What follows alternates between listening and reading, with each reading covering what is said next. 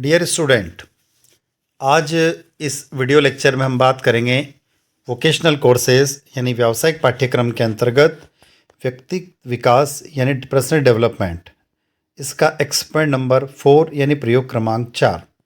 आप हमारे साथ chemistry bye D Sharma YouTube platform पर जुड़े हुए हैं। यदि अभी तक आपने आपके चैनल को सब्सक्राइब नहीं किया है, सबसे पहले सब्सक्राइब कर लीजिए। वीडियो अच्छा लगता है तो लाइक कीजिए और अपने दोस्तों तक शेयर करें जिन स्टूडेंट ने व्यक्तित्व विकास यानी पर्सनल डेवलपमेंट वोकेशनल कोर्सेज को लिया है या चुना है। उद्देश्य देखते हैं, उद्देश्य क्या है, उसकी तरफ फिर आगे बढ़ते हैं। इस वीडियो में हिंदी और इंग्लिश मीडियम दोनों मीडियम में ये पैरेलल है। मैं यहाँ पर सिर्फ हिंदी मीडियम के बारे में बात करूँगा। आप इंग्लिश मीडियम को वीडियो को रोककर नोट डाउन अपने रिकॉर्ड में कर सकते हैं। रेज्यूम लेखन और मॉक साक्षात्कार सत्र पर टिप्पणी लिखी है। Right comment on resume writing and mock interview season. सबसे पहले बात करेंगे मैं रेज्यूम लेखन की और उसके बाद फिर बात करेंगे मॉक इंटरव्यू सीजन की। रेज्यूम क्या होता है?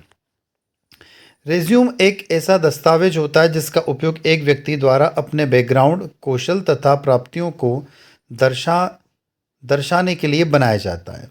इसे कई कारणों से बनाया जाता है, लेकिन अधिकतर इसे नया जॉब ढूंढने के लिए उपयोग में लिया जाता है। इस परिभाषा से स्पष्ट है कि रेज्यूम में किसी व्यक्ति की उपलब्धियों का विवरण होता है जिनके बारे में नियोक्ता को जानकारी दी जाती है। रेज्यूम का उपयोग नई नौकरी पाने में किया जाता है, मगर किसी प्रोफेशनल कोर्स में एडमिशन लेते वक्त भी स्टूडेंट से अपने रेज्यूम की मांग की जा सकती है, क्योंकि एक रेज्यूम में व्यक्तिगत जानकारी के अलावा शैक्षणिक कार्य, अनुभव, प्राप्त इनाम और सम्मान, रुचि, सॉफ्ट स्किल आदि के बारे में संक्षिप्त विवरण दिया जाता है, जो उस व्यक्ति को संबंधित व्यक्तियों के सामने प्रस्तुत कर देता है। रेज्यूम ही आपका पहला इम्प्रेशन होता है और अंग्रेजी में कहावत है कि first impression is the last impression. इसलिए एक प्रभावकारी और गुड लुकिंग रेज्यूम बनाने की कला ही हजारों आवेदनों में आपको विशेष बनाती है। तो resume is used to get a new job, however while talking the admissions in any professional courses. आगे बात करते हैं रेज्यूम क्यों बनाते हैं। Why make a resume. सबसे पहली कंडीशन है नौकरी के लिए आवेदन करने के लिए रेज्यूम बनाया जाता है। पढ़ाई पूरी करने के बाद हर कोई जल्द से जल्द नौकरी पाना चाहता है और नौकरी का रास्ता रेज्यूम से होकर ही गुजरता है। जब भी कोई नई भर्ती निकलती है तो आवेदन पत्र के साथ आवेदनकर्ता से रेज्यूम भी मांगा जाता है। सीधे आवेदनकर्ता को नहीं बुलाया जाता है, रेज्यूम पढ़कर ही आवेदनकर्ता को इंटरव्यू के लिए बुलाया जाता है। तो पहली कंडीशन है रेज्यूम क्यों बनाया जाता है, तो अप्लाइंग फॉर अ जॉब। दूसरा है यूनिवर्सिटी में एडमिशन लेने के लिए, टॉकिंग एडमिशन इन यूनिवर्सिटीज़। यदि आप प्रोफेशनल पढ़ाई करना चाहते हैं तो कोर्स में एडमिशन लेने से पहले आपको कोर्स में प्रवेश प्रक्रिया से गुजरना पड़ता है।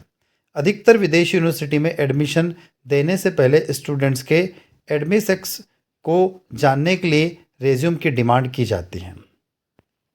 अब बात करते हैं रेज्यूम लिखते समय किन बातों की सावधानी आपको रखना है। तो रेज्यूम सबसे पहले ओनली 1 पेज, सिर्फ एक पेज का ही होना चाहिए। करियर एक्सपर्ट कहते हैं कि अधिकतर कंपनियों में हायरिंग मैनेजर किसी के भी रेज्यूम पर 1 मिनट से ज़्यादा वक्त नहीं लगाते हैं। हो सकता है कि वह रेज्यूम में पेज पलट के ना देखें, क्योंकि इसलिए कोशिश करें कि आपका रेज्यूम छोटा और बेहद आकर्षक होना चाहिए। याद रखें कि यह आपके द्वारा किए गए हर काम को प्रदर्शित करने के लिए नहीं, बल्कि दिखाने के लिए होता है कि आपके पास काम के लिए पृष्ठभूमि, कौशल और अनुभव आपका क्या है। यानी एक लाइन में कहे तो skill and experience for the job. पढ़ने में हो आसान, easy to read. Career expert के अनुसार एक पेज के रेज्यूम लिखने का अर्थ ये कतई नहीं है कि आप उसके फ़ॉन्ट को बेहद छोटा कर दें और फिर एचआर हेड के लिए उसे पढ़ना काफ़ी मुश्किल हो जाए। हमेशा सुनिश्चित करें कि वह पढ़ने में भी आसान हो। कभी भी फ़ॉन्ट का साइज़ बहुत छोटा या बहुत ज़्यादा बड़ा भी ना होना चाहिए। तीसरी कंडीशन है कि व्यवस्थित और अपीलिंग हो, be organised and appealing. Career expert बताते हैं कि हायरिंग मैनेजर आमतौर पर आपके रेज्यूम को देखते हुए सिर्फ 6 सेकंड का समय बिताते हैं। इसलिए अपने रेज्यूम को सुपर क्लियर और आसानी से पढ़े जाने वाला बनाना चाहिए। प्रत्येक अनुभाग बोल्ड हो, यानी उसकी जो हेडिंग होती है वो बोल्ड होना चाहिए, और प्रत्येक नौकरी के शीर्षक भी वहाँ पर बोल्ड हो। टेम्पलेट का उपयोग रेज्यूम को आसान व अप्लाइंग बनाता है, तो उसमें टेम्पलेट का भी उपयोग किया जा सकता है। अब आप लोगों ने एक सीवी वर्ड सुना होगा जिसको हम करिकुलम विटा बोलते हैं, और एक रेज्यूम है। इन दोनों में आखिरकार डिफरेंस क्या है? रेज्यूम और सीवी दो शब्द एक दूसरे के परस्पर इस्तेमाल किए जाते हैं क्योंकि इन दोनों शब्दों को एक ही माना गया है, मगर ये दोनों शब्द अलग अलग है और इनके अर्थ भी अलग अलग होते हैं।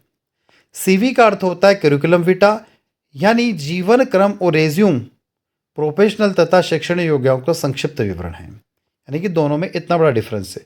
उद्देश्य: रेज्यूम और सीवी दोनों को नए जॉब ढूंढने के लिए ही बनाया जाता है, लेकिन कुछ यूनिवर्सिटी में एडमिशन से पहले रेज्यूम मांगा जाता है। रेज्यूम को लगभग सभी इंडस्ट्री अपनाया जाता है। वहीं सीवी केवल शैक्षणिक, विज्ञान, कानून और मेडिकल इंडस्ट्री तक ही सीमित है। लंबाई: एक रेज्यूम अधिकतर 2 पन्ने पर बनाया जा सकता है, लेकिन सीवी की लंबाई आमतौर पर 4 पन्नों तक होती है, जो घटाई या बढ़ाई भी जा सकती है। अब जब आप रेज्यूम बनाए तो उसके क्या क्या मुख्य भाग होना चाहिए? तो रेज्यूम हेडर होना चाहिए, कॉन्टैक्ट इन्फॉर्मेशन होना चाहिए, करियर ऑब्जेक्ट होना चाहिए, education qualification, scale, work experience, hobby, award and honours and fodder. अब इनको वन बाय वन हम समझते हैं।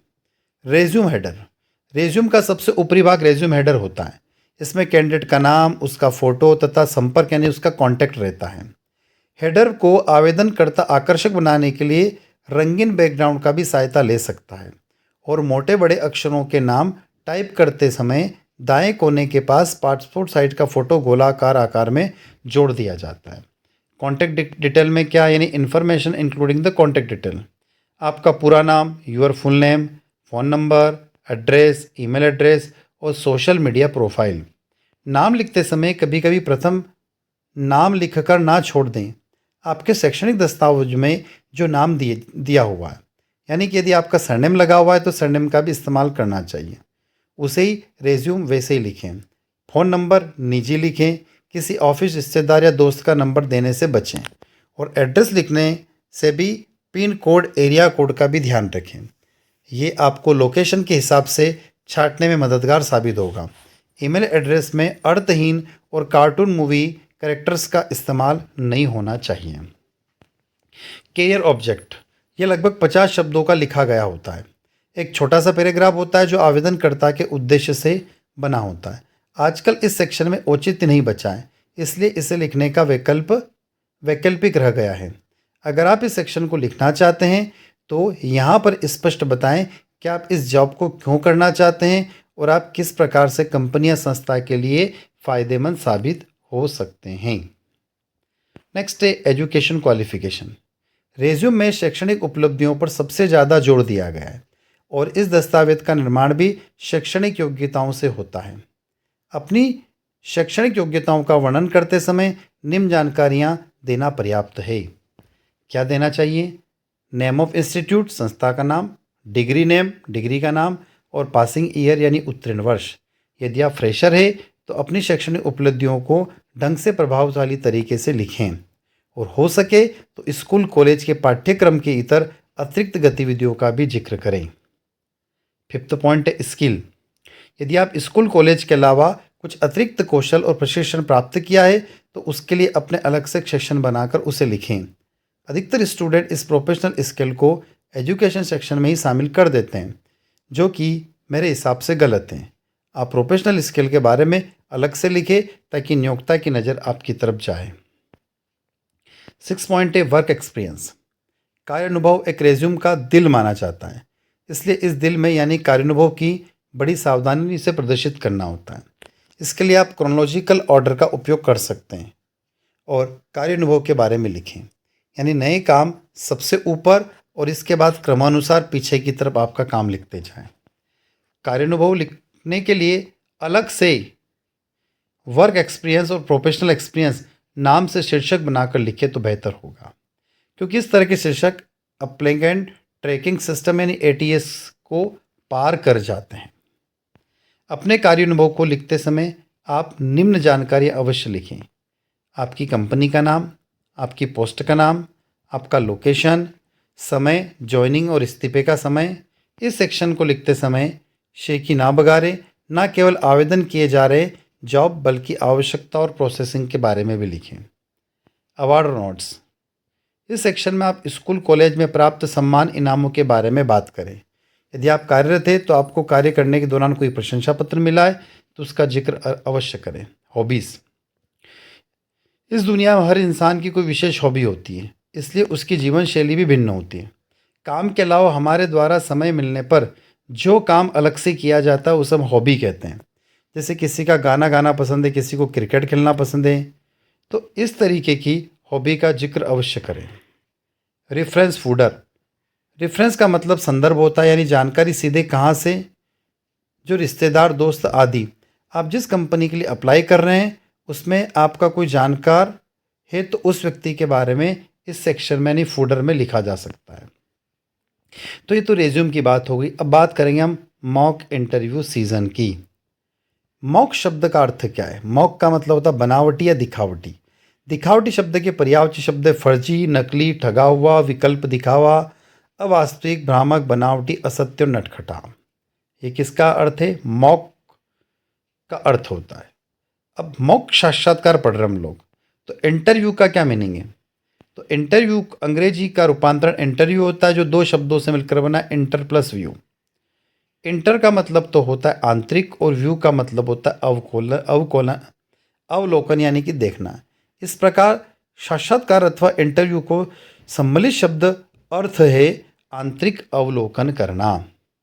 डेफिनेशन ऑफ इंटरव्यू, इसके कुछ अलग अलग की डेफिनेशन देख रहे हैं हम। गुड तथा हॉट के अनुसार किसी उद्देश्य हेतु किया गया गहन वार्तालाप ही साक्षात्कार है। जॉन डी डार्ले के अनुसार साक्षात्कार का उद्देश्यपूर्ण वार्तालाप है। पीवी यंग के अनुसार साक्षात्कार यानी इंटरव्यू को एक प्रणाली माना जा सकता है जिसके द्वारा एक व्यक्ति दूसरे व्यक्ति के आंतरिक जीवन में अधिक या कम कल्पनाओं के रूप में प्रवेश करता है और उसके लिए सामान्य तुलनात्मक रूप से अपरिचित होता है।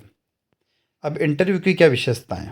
फीचर्स ऑफ इंटरव्यू: साक्षात्कार परिणाम पारस्परिक विचारों का आदान प्रदान करने का सर्वश्रेष्ठ समान है। साक्षात्कार की प्रक्रिया अंतर्गत दो या दो से अधिक व्यक्तियों के वार्तालाप अथवा निकट संपर्क होता है। इंटरव्यू पारस्परिक संबंधों पर आधारित अंतःक्रिया की प्रविधि है।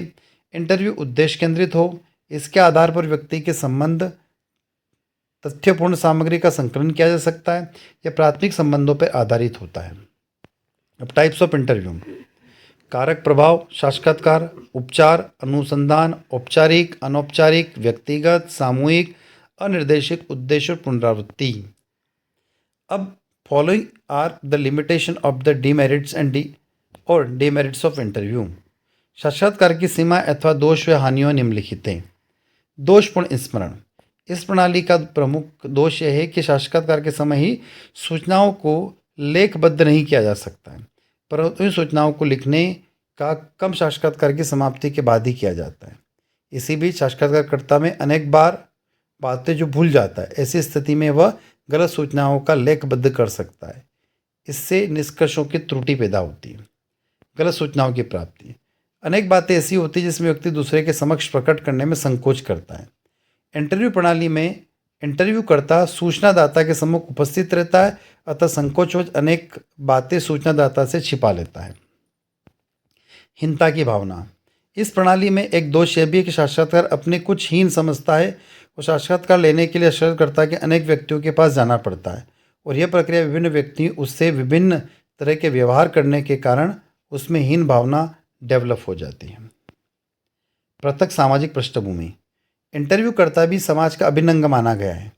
वह भी अपने समाज की मान्यताओं, धारणाओं एवं विश्वास आदि से प्रभावित होता है। यदि सूचनादाता और सामाजिक पृष्ठभूमि साक्षात्कारकर्ता की सामाजिक पृष्ठभूमि से अलग है तो दोनों व्यक्ति आदर्श असमान होते हैं। ये सामाजिक मूल्यांकन में भी विभिन्न दृष्टिकोण रखते हैं और सामाजिक स्थितियों के बारे में दोनों अलग अलग मान्यताएं हैं। व्यक्तिगत पक्षपात: इस पद्धति में व्यक्तिगत पक्षवाच का समावेश होने की संभावना रहती है। इस पद्धति में सारा वर्णन स्वतंत्र होता है और साथ ही विस्तृत भी होता है। साक्षात्कार जो सूचना प्राप्त करता है वह पक्षपात रहित नहीं हो सकती, उसके व्यक्तिगत विचार भी उसमें सम्मिलित होते हैं। इसके अतिरिक्त साक्षात्कार करता है कि अपनी व्यक्तिगत भावनाओं को सूचनादाताओं द्वारा प्रदत्त भावनाओं में मिला देता है। तो डियर स्टूडेंट्स, आप आज इस वीडियो के अंदर देख रहे थे किसके बारे में पढ़ रहे थे हम लोग। तो हम पढ़ रहे थे इसके अंदर एक तो मॉक इंटरव्यू के बारे में पढ़ा और एक रेज्यूम लेखन के बारे में पढ़ा, जो कि व्यक्तित्व विकास यानी पर्सनल डेवलपमेंट का एक 4th नंबर का एक्सपेरिमेंट था। तो यदि आपको वीडियो अच्छा लगता है तो लाइक करें, जिन स्टूडेंट का पर्सनैलिटी टॉपिक है उस तक शेयर करें और आपके अपने चैनल को सब्सक्राइब करें। धन्यवाद विद्यार्थियों।